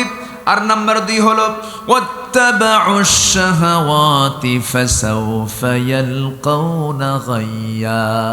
যারা নফসের দাসত্ব করবে, মদ খেতে মন চায় মদ খায়, জেনা করতে মন চায় জেনা করে, অসৎ কর্ম করতে মন চায় তাই করে, নফসের ট্রিটমেন্ট করে না।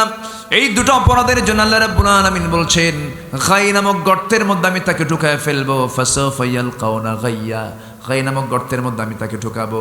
গাই গর্তটা তো ভয়ঙ্কর গর্ত, জাহান্নাম পর্যন্ত তাকে, যার নাম শুনলে ভয় পায়, সেই গাই গর্ত থেকে বাঁচার জন্য এই দুটো অপরাধ থেকে আমরা বাঁচবো। আজকের থেকে আমরা ওয়াদা করব জীবনে আর কখনো 5 ওয়াক্ত নামাজ কখনো ছেড়ে দেব। আসতে বলবেন না, ছেড়ে দেব। 5 ওয়াক্ত নামাজ পড়বেন কারা কারা, একটু হাত তুলে দেখান তো দেখি। জোরে বলি ইয়া আল্লাহ, আরো জোরে বলি ইয়া আল্লাহ, ইয়া রহমান, ইয়া রহিম, ইয়া হাইয়্যু, ইয়া কাইয়্যুম। আমাদেরকে 5 ওয়াক্ত সালাত আদায় করার তৌফিক তুমি আল্লাহ দিয়া দাও। জোরে বলি আমিন, আরো জোরে আমিন। হাত নামান। কষ্ট পেলেন? নামাজ, জাহান্নাম থেকে বাঁচতে গেলে নামাজ পড়তে হবে, আমরা পড়বো। জোরে বলি ইনশাআল্লাহ। আরো 6টি অপরাধ যারা করবে, গাই নামক গর্তের মধ্যে তাকে ঢুকায় দিবেন কে? আল্লাহ তাআলা। আল্লাহ রাব্বুল আলামিন বলছেন সেই 6 শ্রেণী হলো, তাফসীরে কুরতুবীর মধ্যে আসছে, যারা জেনা করবে, জেনা করতে করতে জেনা যাদের নিয়মিত হয়ে যায়, পাকা জেনাকার কিছু আছে না নাই? এই পাকা জেনাকারকে হাদিসে বলা হয়েছে আশ-শাইখুজ জানি, বুড়া জেনাকার। শাইখুল ইসলাম কয় না, শাইখুল হাদিস কয় না, মানে কি হাদিসের পাকা, শাইখুত তাফসীর, তাফসীরের পাকা। তেমনি শাইখুজ জানি, জেনার পাকা। বুড়া কিছু আছে না, আছে না? আছে। আল্লাহ তাআলা বলছেন এই বুড়া জেনাকারকে আমি আল্লাহ গাই নামক গর্তের মধ্যে ঢুকাবো। এমন জেনাকার বাংলার জমিনে আছে না নাই? আচ্ছা। নাম্বার 2 হলো যে মদ্যপায়ী, মদ পান করতে করতে পাকা হয়ে গেছে। নাম্বার 3 হলো যে সুদখোর, সুদ খেতে খেতে সুদের কারবার অভ্যস্ত হয়ে গেছে, হজও করে, নামাজও পড়ে, রোজাও রাখে, কপালে কালো চিহ্ন হয়ে গেছে, কিন্তু ওইদিকে সুদের কারবারও করে। এমন হাজি তো আমার দেশে নাই। আসতে বলবেন না, আছে না নাই? আছে। সুদখোর নামাজি, নামাজ কবুল হবে না। নাম্বার 4 হলো যে সন্তান পিতামাতার আনুগত্য করে না, পিতামাতার সঙ্গে সুন্দর আচরণ করে না। দুঃখজনক হলেও সত্য, দেশে আজকে শিক্ষার হার কমছে না বাড়ছে? বাড়ছে। কিন্তু পিতামাতার প্রতি সেবার হার কমছে না বাড়ছে? কমে গেছে। তাহলে বোঝা যাচ্ছে যে শিক্ষার ভিতরে কিছু ভেজাল আছে না নাই? আসতে বলবেন না, আছে না নাই? শিক্ষার ভিতরে কিছু ভেজাল আছে। এমনও পিতা, বয়স্ক মানুষ, নিজের কানে আমি শুনেছি, নিজের চোখে আমি দেখেছি, ডাক্তারের বাপ, ইঞ্জিনিয়ারের বাপ বৃদ্ধাশ্রমে গিয়ে বসে আছে, বৃদ্ধাশ্রমে সন্তানগুলো রেখে গেছে, তাদের সেবা করার কোনো সময় নাই সন্তানদের। ওই সমস্ত সন্তানদের, ওই সমস্ত ডাক্তার ইঞ্জিনিয়ারদের বাপরা দুঃখ ভরে বলে, সন্তানকে কেন আজকে ডাক্তার বানালাম, কেন ইঞ্জিনিয়ার বানালাম, যদি মূর্খ বানাতাম অন্তত আমাদের এই জায়গায় রেখে যেত না। আছে না নাই?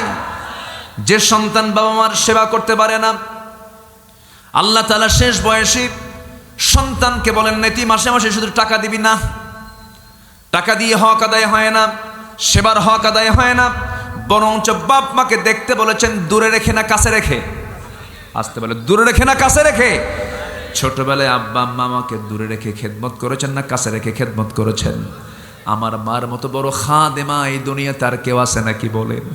পেশাব পায়খানা সাফ করে দেওয়া, গোসল করে দেওয়া, তেল লাগায় দেওয়া, খাবার খাওয়ায় দেওয়া, নিজের রক্তগুলোকে পানি করে দুধগুলো আমরা খেয়ে খেয়ে মার যৌবনকে নষ্ট করে দিয়েছি। আমার মা একটাবার আমাকে রেখে দূরে যান নাই, আমার সেবা করেছেন, আমার খেদমত করেছেন। আল্লাহ বলছেন, ও বান্দা, জান্নাত যদি পেতে চাস, বুড়ো যখন হয়ে যাবে তোর বাপ অথবা মা অথবা দুইজনে যখন বুড়া হয়ে যাবে, ফালা তাকুল্লাহুমা উফিউ ওয়ালা তানহারহুমা ওয়া কুল্লাহুমা কাওলান কারীমা। ধমক দিবি না, ধমকায় কথা বলবি না, চোখ রাঙ্গায় কথা বলবি না। ওই বাপ মার পাশে গিয়ে তোর বাপ মাকে সেই সময় ছোট শিশুর মতো মনে করবি। আপেল চাবে, বাদাম চাবে, এই খেলা এই সামগ্রী চাবে, এটা চাবে, ওটা চাবে। সেই সময় তুই ছোটবেলায় চলে যাবি, তুইও চেয়েছিস তোর বাপ মার কাছে। ওই বাপ মাকে শিশু মনে করে, সমস্ত কিছুকে সহ্য মনে করে বাপ মার সেবা করবি। জেনে রাখবি, লাইসা হিজাব দাওয়াতুল ওয়ালিদ, দাওয়াতুল মাজলুম, দাওয়াতুল মুসাফির। পিতামাতার যে দোয়াটা করবে আল্লাহর মাঝে এবং ওই বান্দার মাঝে, ওই দোয়ার মাঝে কোনো লাইসা হিজাব, কোনো পর্দা থাকে না। ওই বাপ মা যখন সন্তানের জন্য দোয়া করে, বন্দুকের গুলি মিস হয়ে যায়, কিন্তু বাপ মার দোয়া মিস হয় না। জোরে কারণ সুবহানাল্লাহ। আজকে বাপ মার খেদমত আজকে সমাজে বেড়ে গেছে না কমে গেছে? কমে গেছে। বাপ মাকে দেখে না, নেতার পিছনে শুধু এফজেড হুন্ডা নিয়ে দৌড়ায়। আসে না? বলেন তো আসে না? নাই আছে। ছেলে এফজেড হুন্ডা চালায়, আর কি হুন্ডা আছে? হ্যাঁ, R15, 6, 7 যাই হোক, এই হুন্ডাগুলো নিয়ে মাথার চুলের তো কোনো সাইজ নাই। যার যত পাঙ্কু সে তত বড় নেতা, ঠিক কিনা? মাথার চুলের কোনো সাইজ নাই, এই দুই দিকে চুল নাই, চামড়া বের করা, পিছনেও চামড়া বের করা, দুই দিকে চুল নাই, পিছনেও চুল নাই, মাঝখানে চুল রাখছে। মাঝখানে দেখে চুল দেখে মনে হয় দক্ষিণ তালপট্টির দ্বীপ। আমি কি ভুল বলছি নাকি বলেন? এ হলো মাথার চুল। যখন বলা হয় যুবক, মাথার এই চুলের কাটিংটা পাইছো কোথায়? কে মেসি, তুমি কি নেইমার, তুমি কি কুত্তা? আছে না? আসতে বলে আছে না? নাই? আচ্ছা, চুল ঠিক নাই, পোশাক ঠিক নাই, এমন পোশাকে নামাজে দাঁড়ায়, নামাজই হবে না। নতুন প্যান্ট কিনে আনে, 2 হাঁটু ফাটা। আছে না? নাই? 2 হাঁটু কি ফাটা, 2 হাঁটু এখানে নাই। আচ্ছা, হাঁটুতে যদি কাপড় না থাকে নামাজ হবে? নামাজ আগে না সতর আগে? বলেন বলেন বলেন। নামাজ আগে না উজু আগে? উজু করতে হবে, সতর ঢাকতে হবে, কিবলামুখী হতে হবে, তাকবীর পড়তে হবে। সতর এটা ফাটা, হাঁটুতে কাপড় নাই, প্যান্ট এমন নিচে পড়ে, টান মারলেই খুলে পড়ে, একদম হাঁটুর নাভির নিচে চলে যায়। আমি একদিন মসজিদে নামাজ পড়তে গেছি, মসজিদে ঢুকি কয় রাকাত নামাজ? বলেন বলেন বলেন বলেন বলেন, কয় রাকাত নামাজ? মসজিদে ঢুকে বসা যাবে না, আমার রাসূল বসেন নাই। মসজিদে ঢুকেই কয় রাকাত? 2 রাকাত নামাজ পড়ে নেবেন। তো ঢুকে আমি নামাজ শুরু করব, এমন সময় দেখি এক যুবক নামাজে দাঁড়াইছে। ওর শার্ট আর প্যান্ট দেখে ভাবলাম দেখি নামাজটা কেমনে পড়ে। ও যখন রুকুতে গেল তখন দেখি রুকুর ঠেলায় প্যান্ট নিচে, শার্ট উপরে, মাঝখানে নাই। আমি কি ভুল বলতেছি? আচ্ছা, তো ভাবলাম একটু রুকু, দেখি সেজদায়, দেখি সেজদা যখন ঢুকছে, সেজদায় যখন গেছে তখন দেখি প্যান্ট খুলে আন্ডার প্যান্ট বের হয়েছে। আমি কি ভুল বলতেছি? আমি কি ভুল বলতেছি? তাহলে পোশাক পরেও উলঙ্গ, পোশাক পরেও কি উলঙ্গ? এটা কি পোশাক? পোশাক না। যুবকরা, আমার কলিজার টুকরা যুবকরা যারা আছো, যারা ইন্টারে পড়ো, যারা SSC পড়ো, নোংরা কোনো মেয়ের সঙ্গে কথা বলবে না, অবৈধ নোংরা কোনো সম্পর্ক জড়াবে না, মোবাইলে মেসেঞ্জার, হোয়াটসঅ্যাপ, ইমোতে, লাইনে চ্যাট করবা না, কোনো লাভ নাই, কিচ্ছু না। এগুলো খারাপ কিছু দেখবা না, খারাপ কিছু পর্নোগ্রাফি দেখবে, তোমার ফ্রন্টাল সেলগুলো সব পচে নষ্ট হয়ে যাবে, তোমার বিবেক ধ্বংস হয়ে যাবে, তুমি মানুষ হবে না, তুমি পশুর রূপ হয়ে যাবে। তুমি দেখবা না, লাভ নাই, ফলাফল জিরো। ফলাফল কি?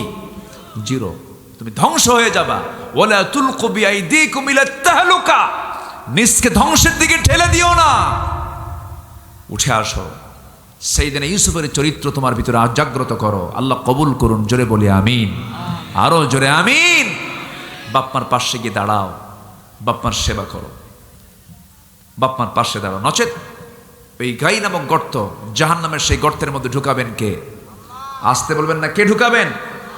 আল্লাহ ঢুকাবেন। আমার ভাইয়েরা, নাম্বার 5 হলো যে মিথ্যা সাক্ষী দেবে। মিথ্যা সাক্ষী তো আমার দেশের নাই। আসতে বলে আসে না নাই? 3 মাইল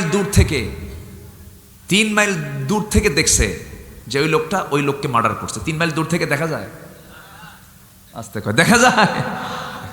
মিথ্যা সাক্ষী আমার দেশে কম না বেশি? বেশি। মিথ্যা সাক্ষী যে দেবে, আল্লাহ তাআলা বলছেন তোর এই মিথ্যা সাক্ষীর কারণে একজন নিরাপরাধ মানুষ, সে তার বাবার হক, মায়ের হক, সন্তানের হক থেকে সে বঞ্চিত হয়ে গেছে, তোকে আমি জাহান্নামের গর্তের মধ্যে ঢুকাবো। মিথ্যা সাক্ষী দেওয়া থেকে আল্লাহ তাআলা আমাদেরকে হেফাজত করুন, জোরে বলে আমিন। নাম্বার 6 হলো যে নারী অপর সন্তানকে স্বামীর সন্তান বলে চালায় দেওয়ার চেষ্টা করে, মানে অবাধ মেলামেশা, যৌনাচার। আজকে বিয়ে বেশি না জেনা বেশি? বলেন, বিয়ে বেশি না জেনা বেশি? যে যুবক বিয়ে করতে চায় না, ও কি ঠিক আছে না বাইপাস মারে? ও বদমাইশ। যুবক, তোমার বয়স হয়ে গেছে, তোমার বিয়ের উন্মাদনা থাকতে হবে, বিয়ের প্রতি তোমার টান থাকতে হবে। যে যুবকের বিয়ের প্রতি টান নাই, অবশ্যই 100% সমস্যা আছে। আছে না নাই? আচ্ছা, সমস্যা আছে। যুবকরা মনে হয় মন খারাপ করতেছে, হুজুর কোন পেশা ফেলায় দিলেন। আবার কিছু ভালো ছেলে আছে, বাপকে বলে আব্বা বয়স হয়ে গেছে, নামাজ পড়ি, পরিবেশ ভালো না, নারীদের অবাধ মেলামেশা, আব্বা বিয়েটা করাও। কিছু বাপ আছে চোখ লাল বানায়, বড় বানায়, বলে নিজের পায়ে দাঁড়া। ও কি অন্যের পায়ে দাঁড়ায় আছে?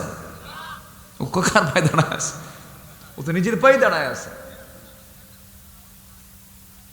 শোনেন, গোসাইয়া বিয়ে করবেন, কোনোদিন গোছানো হবে না। বিয়ে করে গোছায় নিতে হবে, ঠিক কিনা? বিয়ে করে গোছায় নিতে হবে।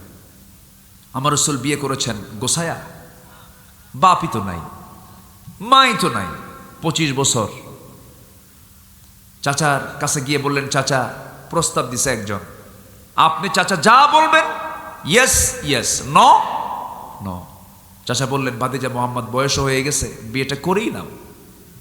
এরপরে তিনি বিয়ে করলেন 25 বছর। আজকে 50 বছর পার হয়, দাঁত কিছু পড়া শুরু হয়, প্রবাস জীবনে থাকতে থাকতে কামি সারা। এরপরে শেষে একখান বিয়ে করে, 60 বছরের বাপ হয়। বাচ্চা কাচ্চা নিয়ে যখন রাস্তায় হাঁটে, তখন লোকজন বলে, এই ছেলে এটা তোমার দাদা না? না না, দাদার বয়সে বিয়ে করে লাভ নাই, সময় মতো বিয়ে করো। রিজিকের ফয়সালা কার? আসতে বলবেন, রিজিকের ফয়সালা কার? আকাম কুকাম করা যাবে, অসৎ কোনো সম্পর্ক করা যাবে না। নিজেকে ভালো করতে হবে, সুন্দর পরিবার গড়তে হবে। গায় নামক জাহান্নাম থেকে বাঁচার জন্য এই 6টি কাজ, এই অপরাধগুলো আমরা করব না। আমরা মিথ্যা সাক্ষী দেব না, আমরা নফসের দাসত্ব করব না, আমরা কখনো নামাজকে ছেড়ে দেব না। আমার নবী দুনিয়া থেকে যখন বিদায় নেন, নবীর বিদায়ের সর্বশেষ কথা ছিল আসসালাতু আসসালাতু মা মালাকাত আইমানুকুম, নামাজ নামাজ, আমার উম্মতেরা কখনো 5 ওয়াক্ত নামাজ ছেড়ে দিবা না। যেরকম সুবহানাল্লাহ। আল্লাহ আমার কি দেন নাই, কি সুন্দর রূপ দিয়েছেন, কি সুন্দর চেহারা দিয়েছেন। প্রত্যেকটা মানুষকে সুন্দর করেছেন কে? আসতে বলবেন না, কে সুন্দর করেছেন? আল্লাহ। মাথা থেকে পা পর্যন্ত কত সুন্দর করে তিনি বানিয়েছেন, কত সুন্দর, আল্লাহু আকবার। এত সুন্দর করে পৃথিবীর কেউ কি আমাকে বানাতে পেরেছে?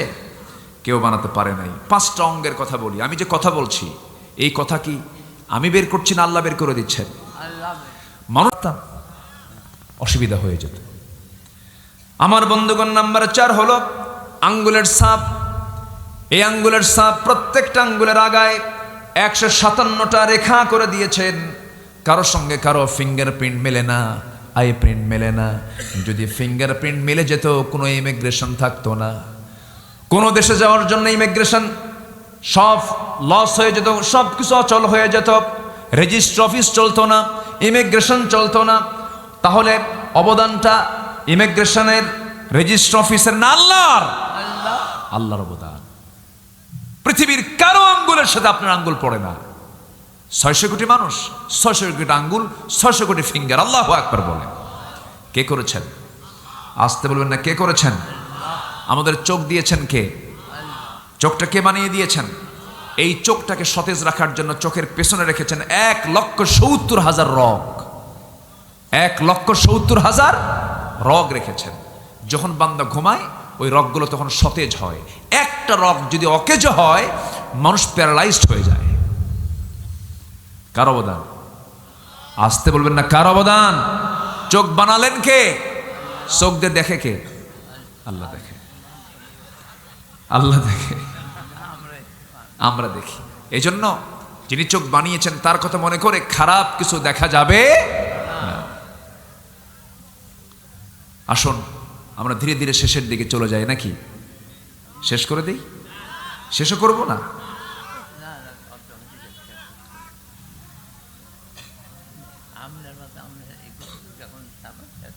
জি আলহামদুলিল্লাহ, আমি পেয়েছি, যে আমি একটা পেয়েছি, ইঙ্গিত পেয়েছি, আলহামদুলিল্লাহ। 6 বছর এই মাহফিলটা চলছে, বলি আলহামদুলিল্লাহ।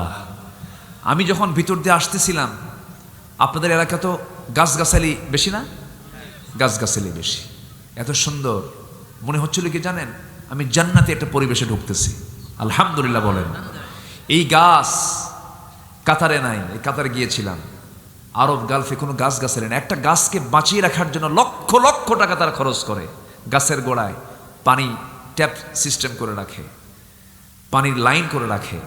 আর অথচ আমার দেশটা এত সুন্দর, সবচেয়ে সুন্দর লাগে আমার এই গড় এলাকায় যখন আসি, মধুপুরের আশেপাশে যখন আসি, কি সুন্দর করে আল্লাহ তাআলা যেন সুন্দর করে নববধূর মতো সাজিয়ে রেখেছেন পৃথিবী। আল্লাহু আকবার বলে, খুব সুন্দর। তো এই গভীর ভিতরে এসে আমি ভাবলাম যে এখানে মাহফিলের লোকজন কেমনে হবে, অনেক ভিতরে না? এসে দেখি না, বাগান ভরপুর, বলি আলহামদুলিল্লাহ। এই মাহফিল যুবকরা চালিয়ে যাচ্ছেন আজকে 6 বছর। তাদের এই কার্যক্রমকে আপনাদের কেমন লেগেছে? কেমন লাগছে বলেন? বলি আলহামদুলিল্লাহ। আল্লাহ যেন কবুল করেন, জোরে বলি আমিন। তারা এতিমখানা এখানে চালু করবেন না? এতিমখানা চালু করবেন, তারপর আরো কিছু কার্যক্রম তাদের আছে, হেফজখানা সহ তারা চালু করবেন, উদ্যোগ নিয়েছেন। এই উদ্যোগকে আমরা সাধুবাদ জানাই। দোয়া করব 1 নাম্বার কার কাছে? আল্লাহর কাছে। কেউ যাবেন না ভাই? যাচ্ছেন কেন? আমি জানি রাত হয়েছে, কুয়াশার পানি পড়ছে, আপনার কষ্ট হচ্ছে। মাহফিল কিন্তু আজকে একদিন না, আগামীকালকেও আছে। আসবেন না? একটু জোরে বলেন, আর একটু জোরে বলেন। আগামীকালকে আসবো আমরা। আল্লাহ তাআলা সবাইকে তুমি আসার তৌফিক দাও, জোরে বলি আল্লাহুম্মা আমিন। আমার স্নেহধন্য, খুব ভালো আলোচনা করেন তিনি, এম হাসিবুর রহমান। উনি আসবেন, যুগোপযোগী তিনি কথা বলবেন। আগামীকালকেও আমি আপনাদেরকে দাওয়াত দিচ্ছি, এই আমন্ত্রণ জানাচ্ছি। সাথে এই আল বারাকা ইসলামিক ফাউন্ডেশন যেন অত্র অঞ্চলের শ্রেষ্ঠ একটা প্রতিষ্ঠানের রূপ নেয়। এই রূপ দেওয়ার জন্য 1 নম্বর হচ্ছে দোয়া, নাম্বার 2 হলো একটু আর্থিকভাবে, দৈহিকভাবে একটু সহযোগিতার হস্ত প্রসার করা। এটি কি আমাদের ইমানি দায়িত্ব না বলেন তো? এটি ইমানি দায়িত্বও বটে। তো যদি কিছু চাদর যায় আপনার কাছে, যদি কিছু যায়, আমরা কি কিছু দিয়ে সহযোগিতা করতে পারবো না ইনশাআল্লাহ? সবাইকে পারবো না, কিছু দিতে পারবো না ইনশাআল্লাহ? আচ্ছা, একটু চাদর যাবে, চাদরে যে যা পারি আমরা দেবো ইনশাআল্লাহ। সাথে যদি কেউ বিশেষ কিছু দান করতে চান, আমি 10 জন ভাইকে দেখতে চাই, 5,000 টাকা করে দিবেন। আমি বিশ্বাস রাখি 12টার পর দোয়া কবুলের সময় আমি আল্লাহর কাছে আমরা সবাই দোয়া করব, আল্লাহ যেন ওই 10 জন ভাইকে 10 জন জান্নাতের সাহাবীর সঙ্গে জান্নাতে থাকার তৌফিক দান করেন। জোরে বলি আল্লাহুম্মা আমিন। 5,000 টাকা করে আমি 10 জন ভাইকে দেখতে চাই। এর মধ্যে থেকে একটু চিন্তা করেন, আর এর মাঝে একটু চাদর যাচ্ছে, ব্যাগ যাচ্ছে, আমরা সবাই কম বেশি দেবো ইনশাআল্লাহ। জিকির করেন সুবহানাল্লাহ ওয়ালহামদুলিল্লাহ লা ইলাহা। আপনার বাড়ি কোথায়? এখানেই বাড়ি? ওনাকে চেনেন আপনারা? ওই যে পাশে যে বসে আছেন না দাঁড়ায় আছেন? আপনি বসে আছেন, একটু দাঁড়ান তো দেখি। মাশাআল্লাহ, আলোচনা করে, তাই সুন্দর। বয়স কত আপনার? 20 বছর। জি মাশাআল্লাহ। জি আব্দুল হালিম 1 নম্বর একজন ভাইকে পাইছে আমি, উনি 5,000 টাকা দিবেন মাহফিলের জন্য। জোরে বলি মারহাবা। আল্লাহ কবুল করো, নেক নিয়ত মঞ্জুর করো, আব্বা আম্মাকে মাফ করো, জোরে বলি আমিন। কেউ যাবেন না? একটু বসেন না ভাই, বর্তমান সভাপতি 1% জায়গা দিবেন এই হেফজখানারই। আমরা দোয়াটা করে যাই। হ্যাঁ, হেফজখানার জন্য বারকার সম্মানিত সভাপতি মহোদয় 1% জায়গা দেওয়ার নিয়ত করেছেন, বলি মারহাবা। আল্লাহ কবুল করো, নেক নিয়ত মঞ্জুর করো, আব্বা আম্মাকে মাফ করো, জোরে বলি আল্লাহুম্মা আমিন। আর কে আছেন? আমরা সবাই দেব, জিকির করে সুবহানাল্লাহ আলহামদুলিল্লাহ। অনেক মা বোন শুনেছি মাহফিল আসছেন, মা বোনরাও দিল থেকে নিয়ত করবেন আগে, এরপরে দেব আমরা। আল্লাহ তুমি সবার নেক নিয়তকে তুমি আল্লাহ কবুল করো, জোরে বলি আমিন। জিকির করে সুবহানাল্লাহ আলহামদুলিল্লাহ লা ইলাহা ইল্লাল্লাহ সুবহানাল্লাহ আলহামদুলিল্লাহ। এই আমি সামান্য সামান্য দিয়ে পেয়ে গেল। একটু বসেন, হ্যাঁ একটু মেহরবানি করে বসেন। জি আলহামদুলিল্লাহ, এই যে সামান্য দিয়ে। জি আলহামদুলিল্লাহ। আল্লাহ মুরব্বির দানকে তুমি আল্লাহ কবুল করো, জোরে বলি আল্লাহুম্মা আমিন। আগামীকালকে সবাই প্রস্তুতি নিয়ে আসবেন বেশি করে দেওয়ার জন্য। আল্লাহ তুমি সবার দানকে তুমি আল্লাহ। হাজেরা নামে একজন মা, তিনি দিয়েছেন কিছু টাকা, আল্লাহ কবুল করো, নেক নিয়ত মঞ্জুর করো, আব্বা আম্মাকে মাফ করো, জোরে বলি আল্লাহুম্মা আমিন। জিকির করে সুবহানাল্লাহ। এলাকায় কি দোয়া হয় না? দোয়া না করে যাচ্ছেন কেন? এতক্ষণ তো ছিলেন মাশাআল্লাহ আলহামদুলিল্লাহ। এটা দোয়া করে যাই, আব্বা আম্মার জন্য আমরা দোয়া করব। সবাই বসেন না, একটু বসেন। আব্দুল হালিম উনি 5000 টাকা শেয়ার করেছেন। জি আলহামদুলিল্লাহ, নগদ দিয়ে দিলেন আব্দুল হালিম ভাই, নগদ 5000 টাকা দান করেছেন। আল্লাহ তুমি তার দানকে কবুল করো, নেক নিয়ত মঞ্জুর করো, আব্বা আম্মাকে মাফ করো, জোরে বলি আল্লাহুম্মা আমিন। আমরা সবাই একটু নামাজের মতো করে বসি, আচ্ছা আচ্ছা তাশাহুদের সূরাতে আমরা একটু বসি, আমরা আল্লাহর কাছে চাবো। যে যেখানে আছেন সেখানেই দাঁড়িয়ে যাবেন, বসে যাবেন। আমার মা বোন সবাই আমরা আল্লাহর কাছে এখন চাবো, এই সময়টা দোয়া কবুলের সময়। সবাই বলে সুবহানাকাল্লাহুম্মা ওয়া বিহামদিকা আশহাদু আল্লা ইলাহা ইল্লা আনতা আস্তাগফিরুকা ওয়া আতুবু ইলাইকা। চিৎকার মেরে বলি ইয়া আল্লাহ।